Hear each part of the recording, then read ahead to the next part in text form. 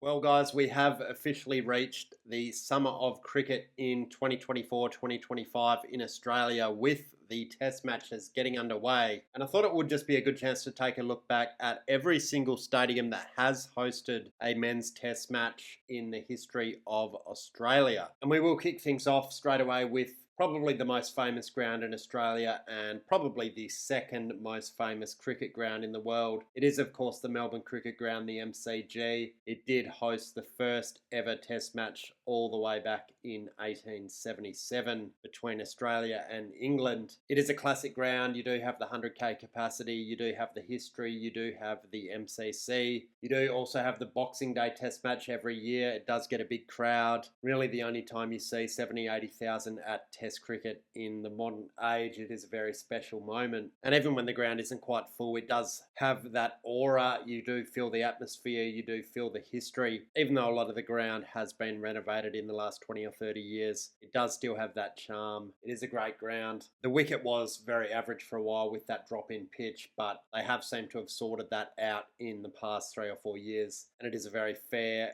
pitch in terms of batting and bowling, and it does produce some pretty exciting cricket. We do also have the Sydney Cricket Ground, of course the SCG. It hosted its first test all the way back in 1882, and it is the last of the Australian cricket grounds that do retain some of those historical stands. You do have the Ladies Pavilion and the Members Pavilion at the SCG there with the green roof. They are heritage listed, they're not going anywhere. They have renovated a lot of the other part of the ground. A lot of it has been done in the past 10 or 12 years. There are still some stands there from the 1970s or 80s that do look a bit dated, but the SCG no doubt is a classic ground. They've done a really good job of incorporating the history and the modern aspects of the design into the stadium. Unfortunately, we do get a lot of rained out games here. There always seems to be a draw at the SCG when you are talking test matches. It is, of course, the host of the New Year's Test in the first week of January, and it just so happens that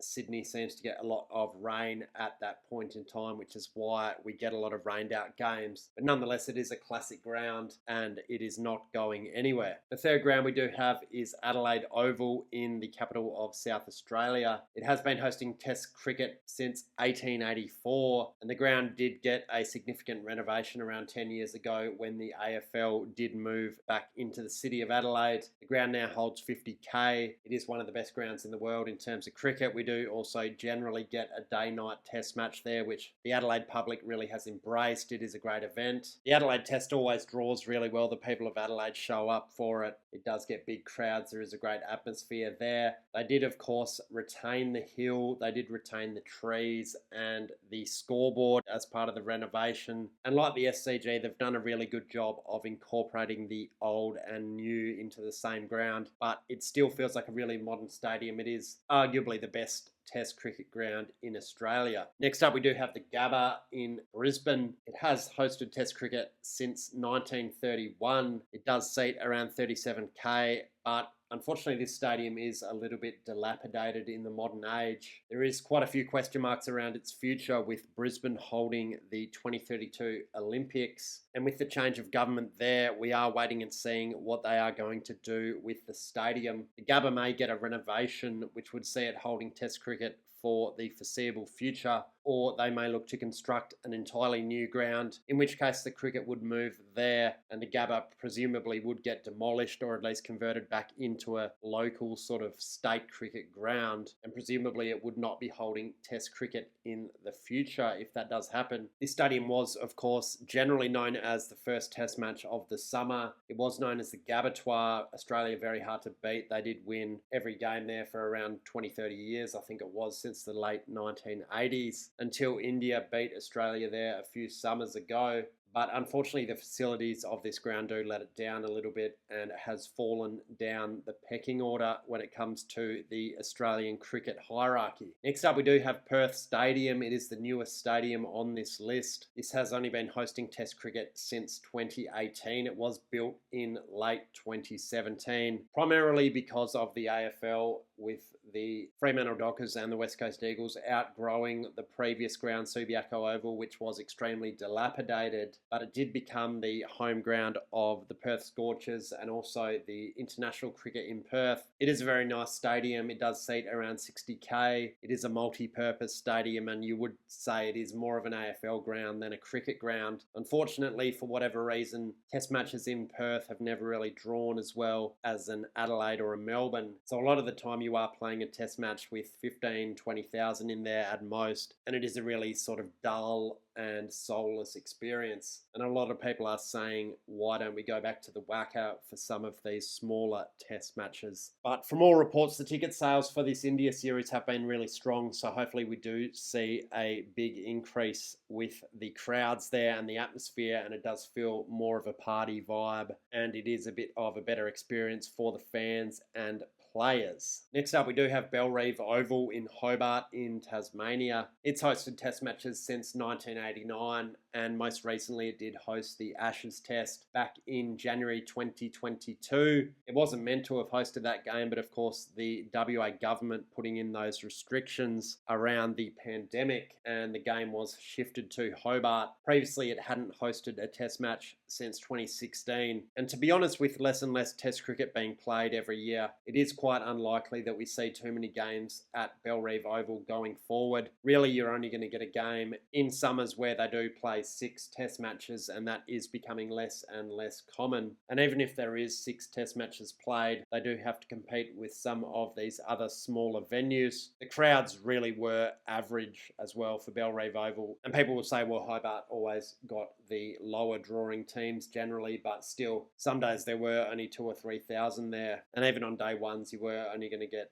5 or 6k in a lot of instances, which isn't the best look. And again, there are question marks over this ground. With Tasmania getting an AFL team, they are talking about building a new multi-purpose stadium at Macquarie Point, so possibly Bellerive Oval could be getting a wrecking ball when that stadium opens. There is a question mark around whether the stadium will be able to host test matches because it has a roof. It does have a non-retractable roof, so while weather isn't going to be an issue, at this stage the ICC regulations say you have to play test matches in outdoor stadiums. So if they do want to play test matches at the new stadium, that is going to have to get changed in terms of the ICC rules. But really, it's hard to see Tasmania hosting too many test matches going forward, maybe one every 5 or 6 years on average. Next up, we do have Manuka Oval in Canberra, capital city of Australia. It did host 1 test match back in 2019 against Sri Lanka. In that summer, it is interesting, they did actually play 6 test matches, and in that instance, Canberra was chosen ahead of Hobart to host the 6th game. And from memory, it did draw pretty well. They did get a decent crowd, but again, the same issue with Bellerive Oval. It's hard to see too many test matches being played here. They really are only going to be hosting test matches if there is more than 5 test matches in the Australian summer, and again, that is not a common occurrence these days. The stadium probably getting a renovation. They are talking about putting a BBL team in Canberra and potentially down the track an AFL team maybe in the early 2030s. So if the stadium is renovated up to around 20k, you could possibly see a test match played back in Canberra, but I'd say it's around a 20% chance at this point in time. Next up, we do have the WACA ground in Perth.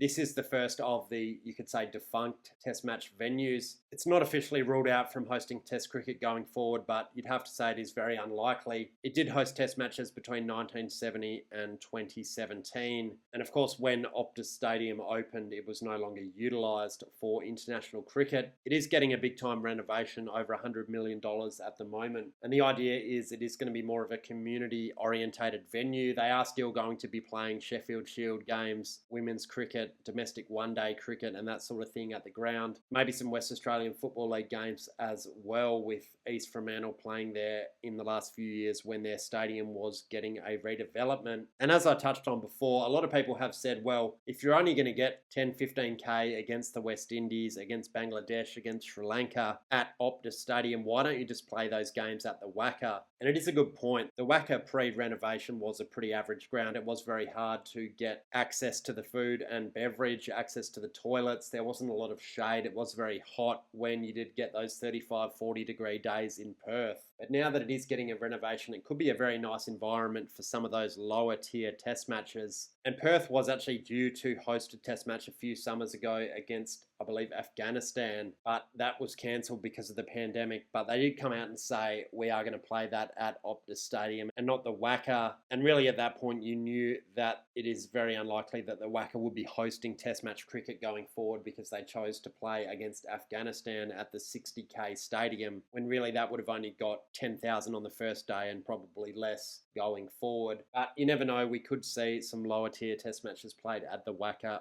post the redevelopment. Next up, we do have the Brisbane Exhibition Ground, aka the Ekka in Brisbane. It did host 2 test matches all the way back in 1928 and 1931. The ground itself still exists today. It is the host of the Ekka, the Queensland Royal Show, and it is probably best remembered as the site of Don Bradman's test debut back in 1928-29, where he did make 18 and 1 in both innings. The ground itself, it is quite a nice stadium. You do have some nice old grandstands there. It does still have a decent capacity because of that Royal Show. But back in the day, the Queensland Cricket Association moved to the Gabba after that test match in 1931 because they weren't getting enough revenue from the 2 test matches that it did host. And it was because a significant amount of the fans could get in for free because they had the Agricultural Society badge, which let them attend the show, and then that transferred to the cricket so they could get in for free. And you did have the Queensland Cricket Association making minimal revenue from those games, so they did say, we are going to go to the Gabba, and they have remained there ever since. And while you would think there's no chance this thing hosts any test matches in the future, there is a slight chance that if the Gabba is renovated for the Olympics, they will have to play in other stadiums for a couple of years. So maybe if they really want to play a game in Brisbane, they will play at the Ekka, but most likely they'll play at the Gold Coast, maybe in Hobart or Canberra, something to that effect. But we will wait and see what happens there in the back end of this decade and into the early 2030s. Next up, we do have Marara Oval in Darwin, now known as TIO Stadium. And you might not remember this, but it did host 2 test matches back in 2003 and 2004 against Bangladesh and Sri Lanka. And the reason for that is the test matches were played in Australia in July, of course, in the middle of the southern winter. And due to the fact that the grounds weren't available due to the AFL in the southern part of the country, and also that the weather generally wouldn't be favourable for test cricket, they did decide we are going to play games up in Darwin, where it is the dry season and it is pretty much the best time of the year to be up in the northern tropics of Australia up in July. Apparently the crowds for this weren't the best, and really with Darwin, it is very hard to see this ever hosting a test match again. Maybe there's an outside chance of limited overs cricket being played at TIO Stadium, but really with the minimal amount of test cricket that is played these days, it's very hard to see this happening again. The one advantage it does have, of course, is the climate, where if they absolutely have to play test matches in the Australian winter, Darwin does remain an option. Maybe if they do get an AFL team and they do get a new stadium up there in the 2030s, there is the outside chance that we could see something there again, but I think that is very unlikely. And the final ground that has hosted a test match in Australia, it is Kazali Stadium in Cairns. It also hosted games back in 2003 and 2004 in that same series as the Darwin ground. They were experimenting at this point, playing those winter test matches in Australia. It does have a similar climate to Darwin, where it is hot and dry in July. It's a similar ground. It does have a similar capacity. Best known for hosting AFL games and local football up there in Cairns. It is a similar story to Darwin. Very hard to see this ever hosting a test match again. They did stop playing those northern games in the winter months due to the disappointing attendances in both of those series against Sri Lanka and Bangladesh. Cairns actually hasn't hosted any international cricket since that series, but it is pointed out that almost a quarter of the combined populations of Darwin and Cairns attended the cricket during those Test and ODI series against Bangladesh. That was pointed out by Gideon Haigh. So you never know, in the future, maybe if they are dead set on playing games in July or August, you could look at Cairns again as an option. So there it is. There is only 11 grounds that have ever hosted Test cricket in Australia. That is quite remarkable when you do think that the game of Test cricket has been played for almost 150 years areas in this country. But I guess due to the fact that a majority of the population lives in 4 or 5 major cities, it does perhaps explain that. And even in the heyday of Test cricket back in the day, they really were only playing 6 or 7 Test matches a summer, and you do want to play them in those major population centres. But anyway, guys, enjoy the summer of cricket. It should be a good series between Australia and India, and I will be making some more cricket content through the summer months. Thanks for watching, and don't forget to subscribe for more.